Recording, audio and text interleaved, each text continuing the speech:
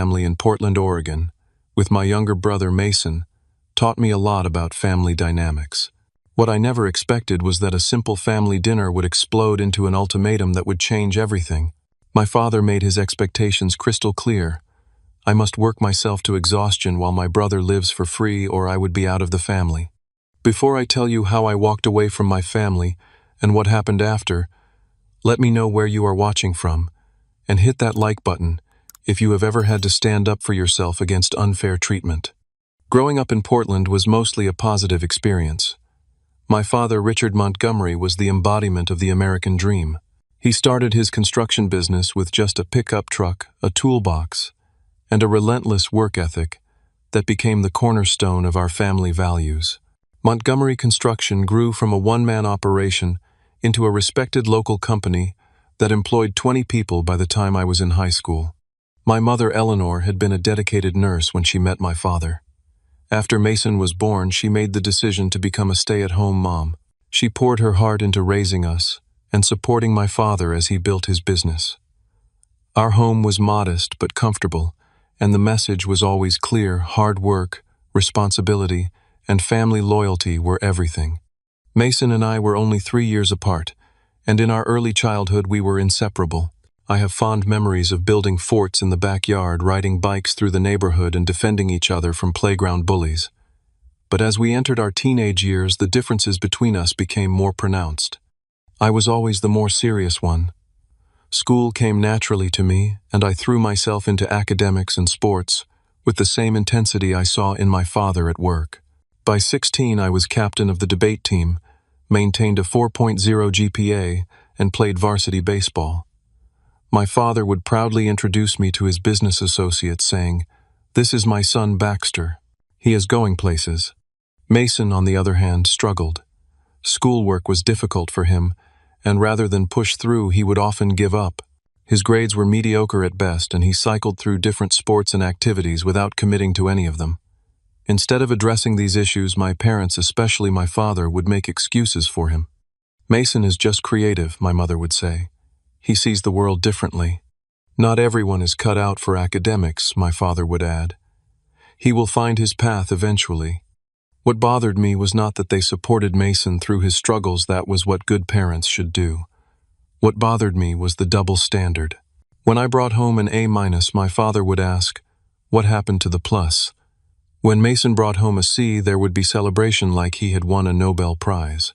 The summer I turned 16, my father decided it was time for me to learn the family business from the ground up. While my friends were hanging out at the mall or the lake, I was hauling lumber, cleaning job sites, and learning how to read blueprints. The work was exhausting, but I took pride in it, just as my father had taught me. "This is how you build character," he would tell me, as we drove home covered in sawdust and sweat. "This is how you become a man." Mason, meanwhile, spent his summers playing video games and hanging out with friends. When he turned 16, I expected him to join me at the construction company, but my father never pushed the issue. "Your brother is not like you," he explained when I asked about it. "He needs time to figure things out." College continued this pattern. I secured a partial scholarship to the University of Oregon to study business, but it still was not enough to cover all expenses. I worked 20 hours a week at a campus bookstore, maintained my grades, and graduated with honors. I was proud of what I had accomplished, and how I had done it largely on my own. Mason attempted community college 3 separate times. Each attempt ended the same way: dropped classes, wasted tuition that my parents paid in full, and another excuse about why college just was not right for him. After the 3rd attempt, my parents stopped pushing the education angle. Mason moved back home, and my father gave him an administrative job at his company, a job that Mason showed up late for more often than not, and eventually quit because the environment was too stressful. Despite all this, I tried not to feel resentful. Mason was my brother, and I loved him. Maybe he really did need more time to find his way. Maybe he really did have different talents that just had not revealed themselves yet. I focused on building my own life, landing a job at a marketing firm in Portland, where I quickly advanced from junior copywriter to senior marketing strategist within 5 years. Every Sunday I would return to my parents' house for dinner. These meals became increasingly uncomfortable as my father would boast about my accomplishments while Mason sat silently across the table pushing food around his plate. I could see the hurt in his eyes, and part of me felt guilty for succeeding where he seemed to fail. But another part of me wondered why he never seemed to try and why my parents never required him to. I wanted to believe this phase would pass, that Mason would eventually find his footing, and my parents would establish equal expectations for both of us. I had no idea that the inequality would only grow deeper and more damaging in the years to come. Fast forward to our early 30s. I had established myself firmly in the marketing industry, working as a senior marketing director for a respected firm in Portland. My hard work had paid off. I owned a modest but modern apartment in a good neighborhood, drove a reliable car that I had paid off early, and had been dating Samantha, a brilliant intellectual property attorney, for 2 years. We were talking about marriage and building a life together. Things were going well for me professionally and personally. Mason, at 31, was still drifting.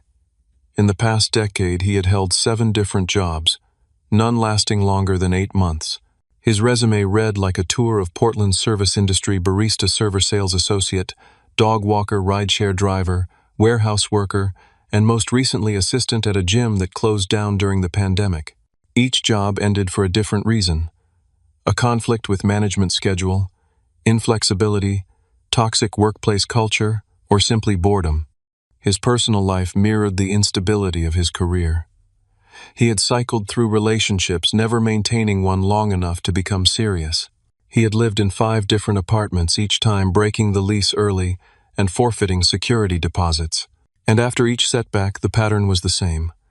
Mason would show up at our parents' doorstep, suitcase in hand, and they would welcome him with open arms. "It is just temporary," they would assure me when I expressed concern. "He just needs to get back on his feet." But temporary had stretched into years. Mason had been living in our parents' basement for the past 14 months with no sign of leaving. He contributed nothing to household expenses despite my father's business doing well, and my mother having taken a part-time position at a local clinic to keep herself busy. The inequality became impossible to ignore when my father called me one Friday evening as I was finishing up work. "Baxter," he said, his voice tense with stress, "I need your help. 2 of my crew leaders quit this week, and I have 3 major projects that need to be completed by the end of the month. I know you have your marketing job, but I need someone I can trust to help oversee these projects on the weekends." I was taken aback. "Dad, I work 50 hours a week already. Weekends are the only time I have with Samantha and to take care of my own life." "This is an emergency," he insisted. "Family has to step up in emergencies." I thought about Mason literally living in the house with no job and nothing but free time. "What about Mason? Can he help?" There was a pause. "Your brother is not in a good place right now. He is dealing with some anxiety issues. I cannot put this kind of pressure on him." The irony was not lost on me. Mason was too fragile to be asked to work, but I was expected to sacrifice my limited free time despite having a demanding full-time job. Still, I reluctantly agreed. Family was family, and my father rarely asked for help. For the next 2 months, I spent every Saturday and Sunday at construction sites, managing crews, dealing with suppliers, and solving problems. The work was exhausting, and my relationship with Samantha became strained as our quality time together disappeared.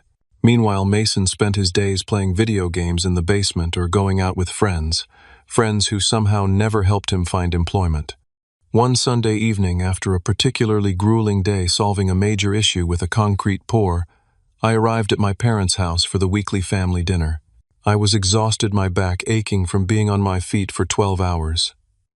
As I walked in, I found Mason lounging on the couch, controller in hand, the same place he had been when I left that morning. "Rough day?" he asked casually, not even pausing his game. I bit my tongue and headed to the kitchen where my mother was preparing dinner. "Mason has been in the same spot all day," I observed quietly. My mother gave me a look of warning. "He applied for a job online yesterday. He is trying Baxter." "One job application. Wow."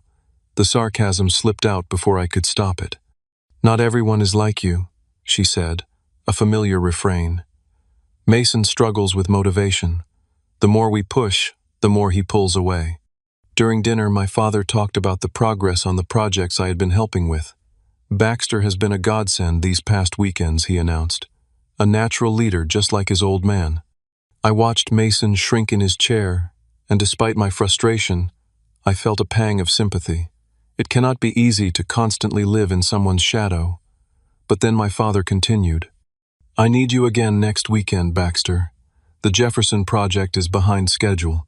I put down my fork. Dad, I cannot do this anymore. I have my own job, my own life. I have barely seen Samantha in weeks. We all have to make sacrifices, he replied dismissively. Do we? I asked, looking pointedly at Mason. All of us. An uncomfortable silence fell over the table. My mother jumped in with a change of subject, and the moment passed, but the inequality remained. Later that night, I vented to Samantha over the phone. It is like they live in an alternate reality, I said. They expect everything from me and nothing from him. It is not fair to you, Samantha agreed. And honestly, it is not fair to Mason either. They are not helping him by shielding him from responsibility. I know I sighed. But what can I do? They are my parents. This is my family. Sometimes loving someone means setting boundaries, she said gently. You are enabling this situation as much as they are by going along with it. Her words stuck with me, but I was not ready to rock the boat. Not yet. The pattern of inequality had become so familiar that despite my resentment, it was easier to maintain the status quo than to challenge it. But events were about to force my hand, bringing the simmering tension to a full boil. The call came on a Tuesday afternoon. I was in the middle of presenting a campaign proposal to a major client when my phone vibrated repeatedly in my pocket. Normally, I would never check my phone during a meeting, but the persistence of the calls concerned me. Excusing myself briefly, I stepped out to see 5 missed calls from my mother. My stomach dropped. Mom, what is wrong? It is your father, she said, her voice shaking. He is in the hospital. He had a heart attack at work. The next hours were a blur. The rushed drive to the hospital, the sterile waiting room, the concerned doctors. Thankfully, it was a minor heart attack, a warning rather than a tragedy. But it was serious enough that the cardiologist was adamant Richard Montgomery needed to significantly reduce his stress and workload. For the next 2 weeks, I split my time between the hospital, my job, and helping to keep my father's business running. Mason visited the hospital occasionally, bringing magazines and sitting awkwardly at our father's bedside, but he made no offers to help with the company. My mother was too focused on my father's recovery to notice or care about this imbalance. 3 weeks after his heart attack, my father was released from the hospital with strict orders to take it easy. To celebrate his homecoming, my mother planned a special family dinner. I arrived early to help prepare while Mason emerged from the basement, just as the food was being put on the table. As we ate, my father cleared his throat. I have been doing some thinking about the future, he announced. This health scare has been a wake-up call. I cannot run the business the way I used to. We all nodded. This was not surprising. So I have made some decisions, he continued. I am going to semi-retire. I will still oversee major decisions, but I need someone to handle the day-to-day operations. He looked directly at me, and I felt a creeping sense of dread. Baxter, you have proven yourself these past weeks. You know the business. The crews respect you. I need you to step up and take over the operational side of Montgomery Construction. I put down my fork slowly. Dad, I have a career, a good one. I cannot just abandon it to run your business. Not abandon, he corrected. You can do both. Manage the marketing stuff during the week and handle the construction business in your off hours. At least until we can hire and train someone suitable. I stared at him in disbelief. That is not realistic. Both are full-time jobs. You managed it these past weeks, he pointed out, because it was an emergency. That is different from a permanent arrangement. My father's expression hardened. This is family, Baxter. Family comes first. I glanced at Mason, who was studying his plate intently, avoiding eye contact. What about Mason? He lives here. He does not have a job. Why not train him to run the business? My father waved dismissively. Your brother is not cut out for that kind of pressure. And I am. On top of my existing career. You have always been the responsible one, my father said, as if this was a compliment rather than a life sentence. So I am being punished for being responsible, I said quietly. My mother jumped in. "Nobody is punishing you, honey. We are just asking for your help during a difficult time. You are asking me to work 2 full-time jobs indefinitely, while Mason contributes nothing," I clarified. "How is that fair?" "Life is not fair," my father snapped. "I built this business from nothing to provide for this family. The least you could do is help preserve it." "I have been helping," I reminded him, "for months. But this is different. You are asking me to sacrifice my career, my relationship, my life, while expecting nothing from Mason." "Your brother has his own challenges," my mother said defensively. "We all have challenges," I countered. "That does not mean we get to opt out of responsibility." My father's face was reddening dangerous given his condition. "This is not a negotiation, Baxter. Either you step up for this family, or you are not part of it anymore." The table fell silent. Even my mother looked shocked. "Richard," she said softly, "you do not mean that." "I do," he insisted, glaring at me. "I am not asking for the impossible. I am asking for loyalty." I looked around the table. My father's face flushed with anger. My mother's eyes pleading for peace. Mason still examining his plate as if it contained the secrets of the universe. And something inside me, something that had been bending for years, finally broke. "I need some air," I said, pushing back from the table. I walked out to the back porch and took deep breaths of the cool evening air, trying to process what had just happened. My own father had threatened to disown me for refusing to work myself to exhaustion, while my brother coasted through life without consequences. My phone buzzed. A text from Samantha. "How's dinner going?" I called her instead of texting back. When she answered, I recounted the conversation, my voice shaking despite my efforts to remain calm. "He cannot be serious," she said when I finished. "He seemed pretty serious to me." "What are you going to do?" I stared up at the stars, visible now that I was away from the city lights. "I do not know. I love my parents. I love my job. I do not want to choose." "But he is making you choose," Samantha pointed out. "And it is not really a choice at all. He is asking you to sacrifice everything, while asking nothing of Mason." "Maybe I should just do it temporarily," I said, already knowing it was a bad idea, "just until he finds someone else." "And how long will that take?" "Months, years. You know they will keep moving the goalposts, Bax. They always do." She was right. This was a pattern, not an isolated incident. If I gave in now, nothing would change. The inequality would persist, perhaps worsen. I would resent my family more with each passing day, and they would never understand why. That night I barely slept. I kept replaying my father's ultimatum in my mind. By morning I knew what I had to do, but the knowledge brought no peace, only a heavy resignation and the certainty that whatever choice I made, something valuable would be lost. The next day I called my parents and arranged to meet them that evening. I needed to deliver my decision in person. I spent the day at work distracted, running through what I would say, how I would say it. By the time I pulled into my parents' driveway, my hands were sweating on the steering wheel despite the cool temperature. My mother answered the door, her smile strained. "Your father is in the living room," she said quietly. I noticed Mason was conspicuously absent, probably hiding in the basement, avoiding the conflict he knew was coming. My father sat in his recliner, looking smaller somehow than he had before his heart attack. The medical scare had aged him, but his expression was as stubborn as ever.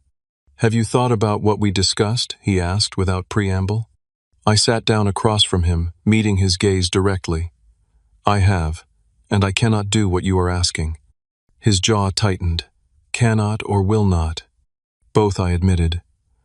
"I cannot manage 2 full-time jobs without destroying my health and my relationship, and I will not accept being held to a completely different standard than Mason." "This is not about your brother," my father said dismissively. "It is absolutely about Mason," I countered. "It is about the fact that you have expected everything from me and nothing from him for our entire lives. It is about the double standard that has defined our family dynamic for as long as I can remember." My mother, who had been hovering in the doorway, came to sit beside my father. "We have never treated you unfairly, Baxter." I laughed, but there was no humor in it. "Mom, do you remember when I got a B+ in advanced chemistry? And Dad lectured me for an hour about applying myself. The same semester Mason failed basic algebra, and you both decided he just was not a math person." That is how it has always been. Your brother has different strengths, she insisted. What strengths? Name one thing you have ever required him to excel at. One standard you have held him to. Her silence was answer enough. Look, I said, softening my tone. I love you both. I love Mason. But this situation is not healthy for any of us. I cannot sacrifice my life to prop up a business while he contributes nothing. And frankly, continuing to shield him from responsibility is hurting him, not helping him. My father leaned forward, his voice dangerously quiet. So that is it. When your family needs you most, you are just going to walk away. I am not walking away from my family, I clarified. I am refusing to accept unfair treatment. There is a difference. Not to me, he said coldly. Either you help with the business, or you are not my son anymore. The words hit like a physical blow. Even my mother gasped. Richard, stop it, she pleaded. But he shook his head. I mean it. This family has always been about loyalty and sacrifice. If Baxter cannot understand that, then he has no place here. I stood slowly, a strange calm settling over me despite the storm of emotions inside. Then I guess I have no place here. Baxter, please. My mother began, tears filling her eyes. I am sorry, Mom. I love you, but I cannot live like this anymore. I walked to the door, half expecting, half hoping that my father would call me back, that he would realize the enormity of what he was doing. But the house remained silent behind me as I got into my car and drove away. The next weeks were the hardest of my life. Silence from my family felt like a physical absence, a phantom limb I kept reaching for, only to find it gone. I threw myself into work, staying late at the office to avoid going home to an empty apartment. Samantha was my rock, listening patiently as I cycled through anger, grief, and doubt. Did I do the right thing? I asked her one night 3 weeks after the confrontation. Only you can answer that, she said. But ask yourself this. If you had given in, would anything have changed? Or would you just be delaying the inevitable while making yourself miserable? She was right. The pattern was too entrenched, the inequality too fundamental to our family dynamic. By walking away, I had finally refused to participate in a system that had been hurting all of us, even if my parents and brother could not see it. A month after I walked away, I received a text from my mother. Your father misses you, even if he will not admit it. Please come home. We can work this out. I stared at the message for a long time before responding. I love you, Mom, but I cannot come back unless things change. Really change. She did not reply. I learned through mutual friends that Mason had indeed been installed in some role at the construction company despite having no experience or qualifications. Apparently, my father had decided that if I would not step up, he would force Mason to do so. I could have told him it would not work. You cannot force responsibility on someone who has never had to develop it, but no one was asking for my opinion anymore. Instead, I focused on what I could control. I worked hard at my marketing job, earning a promotion to executive director. Samantha and I grew closer through the crisis, our relationship strengthening in the fire of adversity. And slowly I began to heal from the pain of my family's rejection, learning to build a life that was not defined by their expectations or approval. The silence stretched to 3 months. I missed Sunday dinners, holiday, planning the small rituals of family life. But I did not miss the constant pressure, the unfair expectations, the nagging sense that nothing I did would ever be enough. For the first time in my adult life, I was living on my own terms, and despite the pain, there was freedom in that. I had no way of knowing that the situation was about to change dramatically, that my family's world was collapsing in my absence, and that soon they would be forced to confront the consequences of years of unequal treatment and enabling behavior. 3 months and 2 weeks after I walked away from my family, my phone rang with a number I did not recognize. I almost let it go to voicemail. Spam calls were common, but something made me answer. Baxter Montgomery. The voice was familiar but unexpected. Yes, who is this? It is Harold Wilson, your father's business partner. Harold had been with my father nearly from the beginning of Montgomery Construction. A master carpenter with a head for numbers, he had helped turn my father's one-man operation into a legitimate business.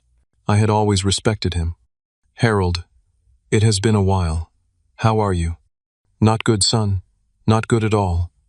His voice was heavy with worry. I am calling because the business is in serious trouble. My heart sank despite everything. What kind of trouble? Every kind. Projects behind schedule. Clients threatening to sue. Bills piling up. Your brother. He stopped abruptly. My brother. What? Harold sighed deeply. Look, I do not want to speak ill of your family, but Mason has been making decisions that are questionable at best. Your father put him in charge of operations, but the boy has no experience, no knowledge, and frankly no work ethic. I closed my eyes unsurprised, but still disappointed. Why are you telling me this, Harold? Because your father will not listen to me. He is convinced Mason just needs time to find his footing. Meanwhile, the business your father spent 30 years building is circling the drain. We have lost 3 major clients in the past month alone. I am sorry to hear that, I said sincerely. But what do you expect me to do? My father made it clear I am not welcome, unless I agree to his terms. I know about your falling out, Harold admitted. And I am not asking you to come back on his terms. But this company supports 15 families, Baxter. Good people who have been loyal to your father for years. They do not deserve to lose their livelihoods because of family drama. His words hit home. I had worked alongside many of these people during my summers at the company. They were hard-working, decent folks who had nothing to do with my family's dysfunction. What exactly are you suggesting? I asked cautiously. Talk to your father. Make him see reason. Mason is running this company into the ground, and Richard is too stubborn to admit he made a mistake. You are the only one he might listen to. I laughed bitterly. The last time I tried to talk sense into my father, he disowned me. Then do it for the people who will lose their jobs when this company folds. Because that is where we are headed, Baxter. Another few months of this and Montgomery Construction will be nothing but a memory. After hanging up, I sat in my office staring out the window at the Portland skyline. Part of me, the hurt, angry part, thought this was fitting. My father had made his choice, chosen Mason over me, and now he was facing the consequences. But another part of me ached at the thought of my father's life's work crumbling, of good people losing their jobs because of my family's dysfunction. I called Samantha and told her about the conversation. What are you thinking of doing? She asked when I finished. Nothing, I said firmly. This is not my problem to solve. My father made it very clear where I stand. Are you sure that is the right call? What would you have me do? Go crawling back. Let him win. This is not about winning or losing, Bax, she said gently. This is about 15 families who might lose their income because your father and brother are too stubborn or incapable to run the business properly. So I should sacrifice myself to save them. That is not fair either. No one said anything about sacrifice. But maybe there is a middle ground. A way to help without compromising your boundaries. I considered her words. Maybe. But I need to think about it. In the following weeks, I heard more reports about Montgomery Construction's decline. A colleague mentioned seeing equipment being repossessed from a job site. Another told me about a mutual acquaintance who had hired the company for a renovation, only to fire them halfway through due to delays and shoddy workmanship. The business my father had built with sweat and determination was disintegrating before everyone's eyes. Then, on a rainy Sunday afternoon, there was a knock at my apartment door. When I opened it, I found my mother standing there, soaked from the rain, looking exhausted and worried. Mom, I said, surprised. Come in. Let me get you a towel. She stepped inside hesitantly, as if unsure of her welcome. I handed her a towel and made her a cup of tea while she dried off. Your place is nice, she said, looking around. Very clean. Thanks. I sat across from her. What brings you here, Mom? She cupped her hands around the mug, avoiding my eyes. I miss you, Baxter. We all do. Even Dad. She gave a small, sad smile. Your father is complicated. He misses you but will not admit it. His pride will not let him. And Mason, does he miss me too? Her expression clouded. Mason is going through a difficult time. So I have heard. How is the business doing? She flinched slightly. It has been challenging. Your father is still not at full strength after his heart attack, and Mason is learning. From what I hear, the business is falling apart, Mom. Harold called me. Harold should mind his own business, she said sharply, then immediately looked contrite. I am sorry. Things have been stressful. I can imagine. I leaned forward. Mom, why are you really here? She fidgeted with her mug. I told you. I miss you. And nothing. Can a mother not visit her son without an ulterior motive? Normally, yes, but given how things ended and the current situation, I find it hard to believe you just happened to stop by. Tears filled her eyes. Everything is such a mess, Baxter. The business is struggling. Your father is stressed, which is terrible for his heart. Mason is. Mason is not handling the pressure well. What does that mean? She hesitated. He has been making some questionable decisions, buying new equipment we cannot afford, hiring friends who have no construction experience, missing important meetings with clients. Sounds like Mason, I said, unable to keep the bitterness from my voice. He is trying, she insisted the familiar refrain. He just was not prepared for this level of responsibility. No one ever prepared him for any level of responsibility, Mom. That is the problem. She looked down, unable to refute this truth. Your father would never admit this, but we need your help, Baxter. The business is everything to him, if it fails. And there it was, the real reason for her visit. Not because they missed me or recognized the unfairness of their treatment, but because they needed me to clean up the mess they had created. I cannot fix this, Mom, I said gently, even if I wanted to. You could advise. Help guide Mason, just until things stabilize. I shook my head. Dad disowned me. He said I was not his son anymore. And now you want me to come back and rescue the business from the son he chose. How is that fair to me? Life is not always fair, she said, echoing my father's words from that fateful night. No, it is not, I agreed. But I get to choose whether I participate in the unfairness, and I choose not to. She wiped away tears. So you will just let everything your father built collapse? Out of spite. Not spite, Mom. Self-respect. Dad made his choice. Now he has to live with it. So do you. So does Mason. She left shortly after our conversation unresolved. As I watched her car pull away, I felt a mixture of guilt and resolve. I had not caused this situation. I had merely refused to enable it any longer. And while part of me ached to help to fix things as I always had, I knew that doing so would only perpetuate the cycle that had brought us to this point. Little did I know that the worst was yet to come, that the full collapse of my family's world was imminent, and that soon they would be forced to face the consequences of years of unequal treatment in ways none of us could have anticipated. 6 months after I walked away from my family, I was in the middle of a presentation when my phone buzzed repeatedly in my pocket. Remembering the last time this had happened, when my father had his heart attack, I excused myself as soon as I could and checked my messages. 5 missed calls from my mother, followed by a text that made my blood run cold. Your father is in the hospital again. Much worse this time. Please come.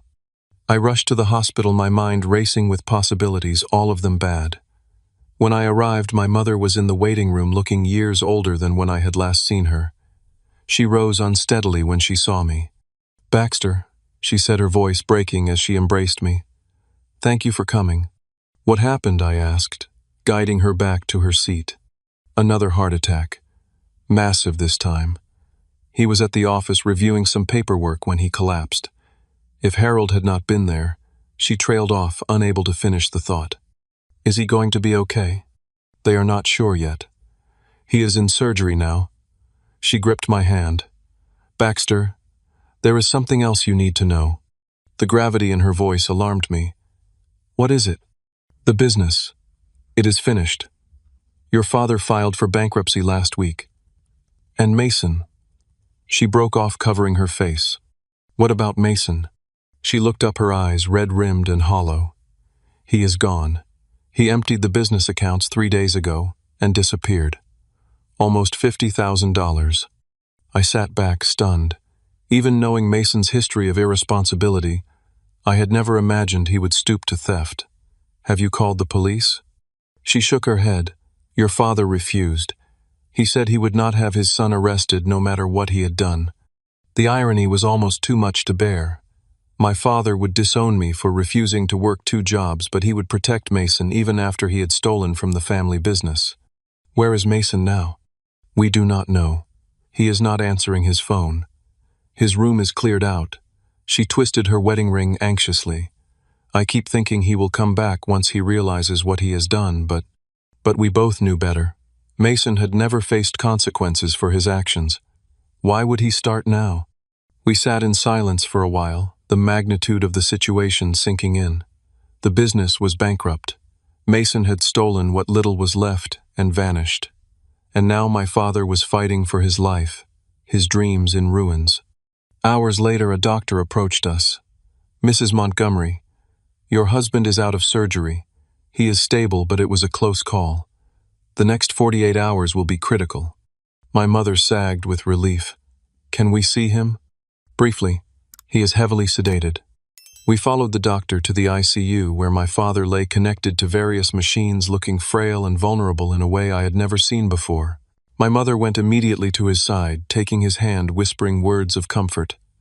I hung back, unsure of my place in this moment. To my surprise, my father's eyes fluttered open. He looked first at my mother, then his gaze shifted to me. Recognition dawned, followed by something that looked like shame. "Baxter," he said, his voice barely audible. I stepped closer. "Hey, Dad. Save your strength." He shook his head slightly. "Need to talk. To you." "Later," I said. "When you are stronger." "May not be. A later." His breathing was labored. I was wrong. 3 simple words I had never expected to hear from Richard Montgomery, a man whose stubborn pride had defined him for as long as I could remember. "It is okay, Dad. Just rest now." "No," he insisted. "Need you. To know. Should have listened. Should have. Seen what was happening." A tear slipped from the corner of his eye. "I failed. Failed both my sons." My throat tightened. "We can talk about this when you are better." But he continued, determined to say his piece. "Always easier. To push you. Knew you could take it. Mason, I thought I was helping him. I was wrong." The doctor returned, then frowning at my father's agitation. "That is enough for now. Mr. Montgomery needs rest." We were ushered out, my father's words hanging in the air between us. My mother and I returned to the waiting room, both lost in our thoughts. "He has been like that since the bankruptcy," she said finally, filled with regret, seeing things clearly for the first time. "It should not have taken all this," I said quietly.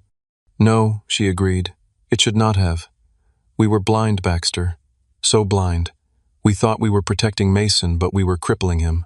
And we took you for granted because you were strong." It was the closest thing to an apology I had received, and I accepted it for what it was. What happens now, with the business bankrupt and the house? "We will lose the house," she confirmed. "The mortgage was refinanced to prop up the business. We cannot make the payments." "Where will you go?" "I do not know." She looked defeated. "We have a little savings. Enough for a small apartment, maybe." "And Mason?" She shook her head. "I do not know that either. If he comes back, things will be different. They have to be." Over the next few days, as my father's condition stabilized, the full extent of the disaster became clear. Montgomery Construction was beyond saving. 30 years of my father's life gone. The family home would be foreclosed upon, and my parents, who had once seemed invincible to me, were broken, their illusions shattered. A week after his admission, my father was strong enough for a longer conversation. I sat beside his hospital bed, the two of us alone for the first time since our confrontation 6 months earlier. "The doctors say you are improving," I said. He nodded weakly. "Physically, maybe. That is what matters right now." "No," he disagreed. "What matters is that I fix what I can while I still have time." He took a labored breath. "I was wrong, Baxter. About everything. The way I treated you. The way I favored Mason. All of it." I had waited years to hear these words, but now that they had come, I found no satisfaction in them. "It is water under the bridge, Dad. I need to say this." He reached for my hand, his grip surprisingly strong. "I always leaned on you because I knew you could handle it. I thought I was preparing you for life. But with Mason, I made excuses, lowered the bar. Told myself I was being understanding, but really I was just taking the easy way out. Why, I asked the question that had haunted me for years." He was quiet for a moment. Mason reminded me of my younger brother. Same struggles in school, same lack of direction. My parents were hard on him, and he did not make it. Drugs. Suicide at 22. He swallowed hard. I swore I would not make the same mistake with my sons. Instead, I made a different one. The revelation stunned me. I had never known about this uncle, this family tragedy that had shaped my father's parenting in ways none of us understood. I overcompensated, he continued, protected Mason too much, expected too much from you.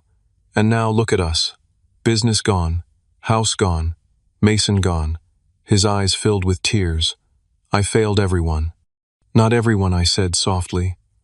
I am still here. He gripped my hand tighter. After how I treated you, why?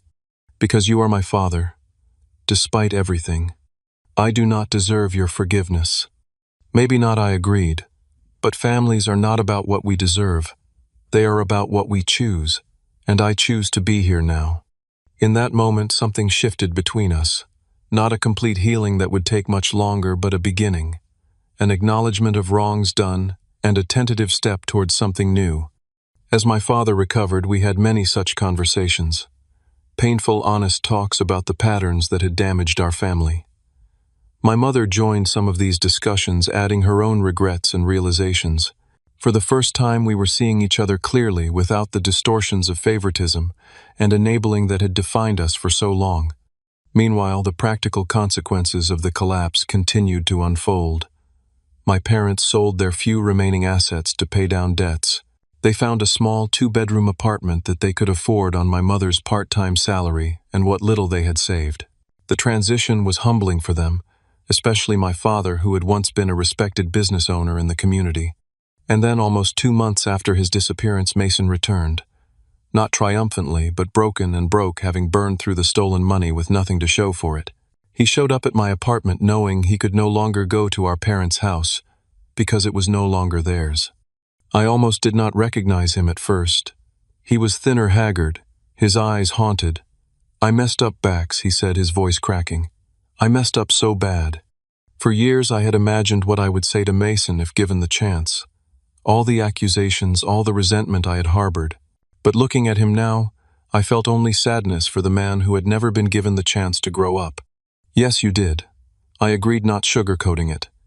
But now you have a choice.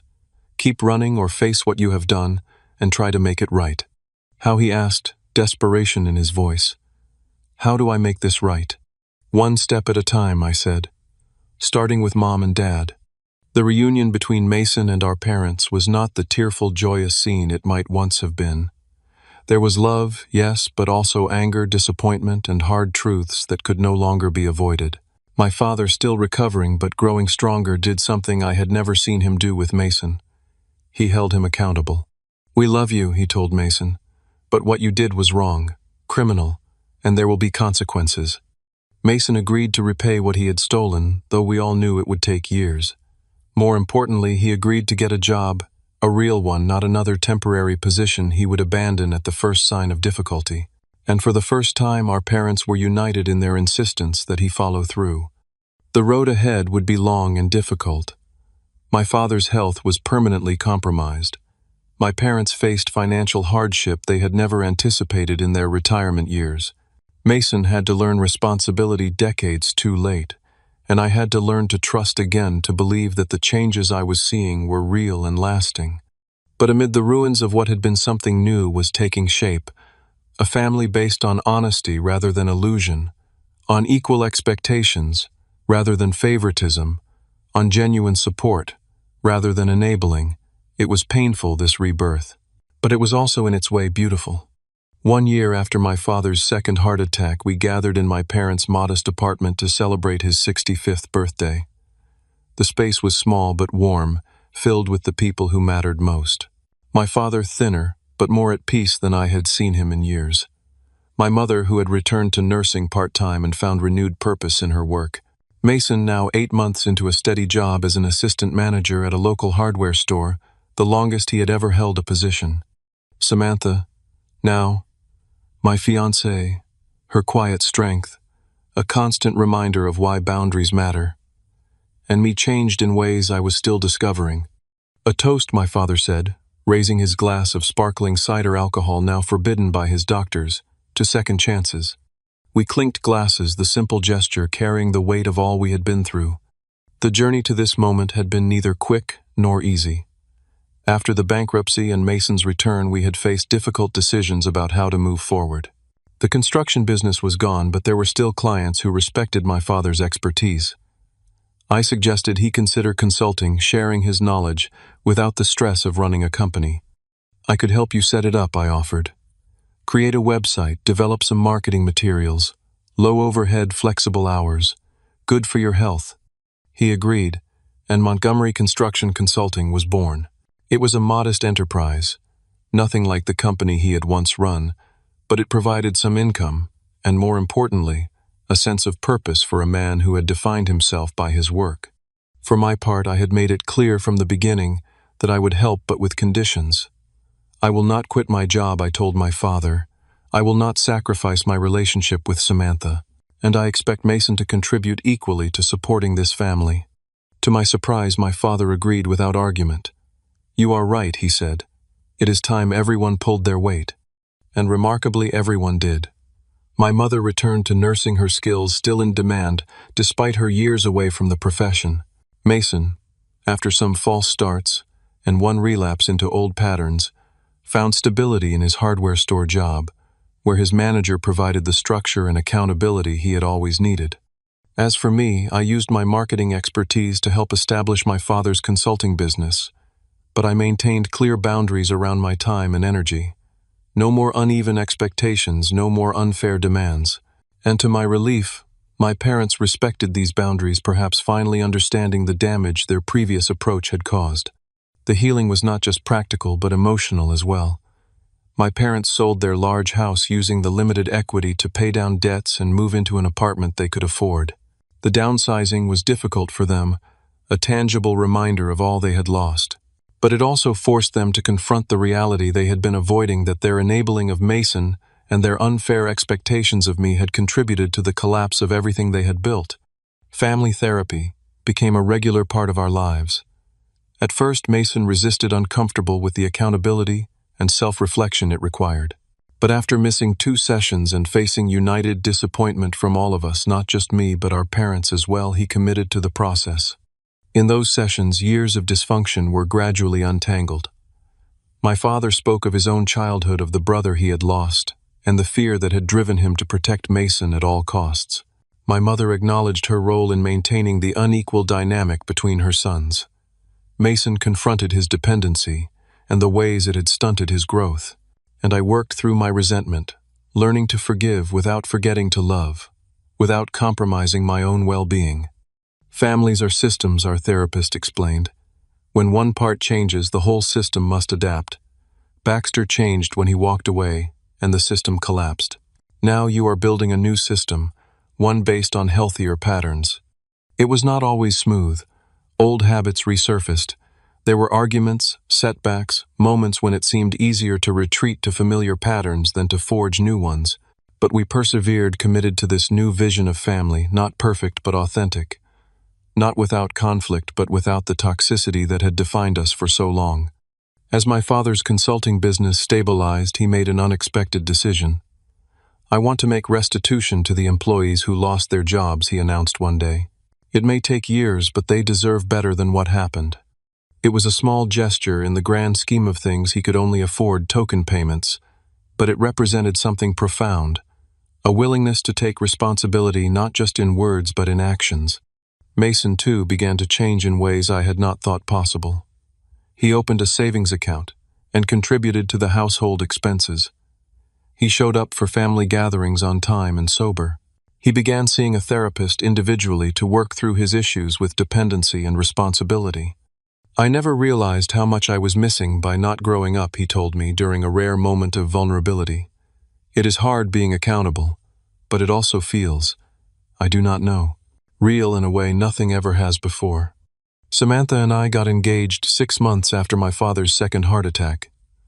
I proposed on a hiking trail overlooking the Columbia River Gorge, thanking her for standing by me through the darkest period of my life. You taught me that boundaries are not walls, I told her, as I slipped the ring on her finger. They are the foundation of healthy love. Our engagement celebration was the first time our newly reconstructed family felt truly solid. My parents welcomed Samantha warmly, without the undercurrent of manipulation that might once have been present. Mason brought a date, a sensible woman from his therapy group, who seemed to genuinely care for him. We ate, drank, laughed, and for the first time in memory, there was no elephant in the room, no unspoken resentment poisoning the air. Now, a year after the collapse, we were different people in many ways. My father, once defined by his pride and stubbornness, had learned humility. My mother, once an enabler, had found her voice. Mason, once perpetually adolescent, was slowly growing into adulthood. And I, once defined by my resentment and need for approval, had discovered that walking away had ultimately been the most loving thing I could have done for all of us. I have been thinking, my father said after the birthday cake had been served, about what I want my legacy to be. It is not the business. It is not even the consulting. It is this. This family, broken, rebuilt stronger at the seams. He looked around the small living room at the faces of those he loved. I spent so many years focused on the wrong things. Achievement, status. I thought I was building something important, but I was actually destroying what mattered most. We all played our parts, Dad, I said gently. Yes, but you were the one brave enough to break the pattern. He reached across the table and took my hand. By walking away, you saved us all. It was a powerful moment, a recognition of the truth we had all come to understand, that sometimes love means boundaries, sometimes healing requires distance, sometimes the most caring thing we can do is refuse to participate in patterns that harm. The road ahead would still have its challenges. Mason's recovery was ongoing, my father's health remained fragile, and the financial damage would take years to repair. But we had found something invaluable, a way to be family without the dysfunction that had nearly destroyed us, a way to love without enabling, to support without sacrificing, to connect without losing ourselves. As I looked around at these people who had hurt me, who I had hurt, who I loved despite everything, I felt a deep sense of peace. Walking away had been the hardest decision of my life, but it had also been the most important, not just for me, but for all of us. So if you are facing a similar situation, unequal expectations, enabling behavior, family dynamics that hurt more than they heal, know this. Sometimes the most loving thing you can do is set a boundary. Sometimes walking away is not the end, but the beginning of something better. Have you ever had to set difficult boundaries with family? Let me know in the comments. And if this story resonated with you, please hit that like button, subscribe to my channel, and share this video with someone who might need to hear it. Thank you for listening, and remember, true family is built on mutual respect, not sacrifice or enabling.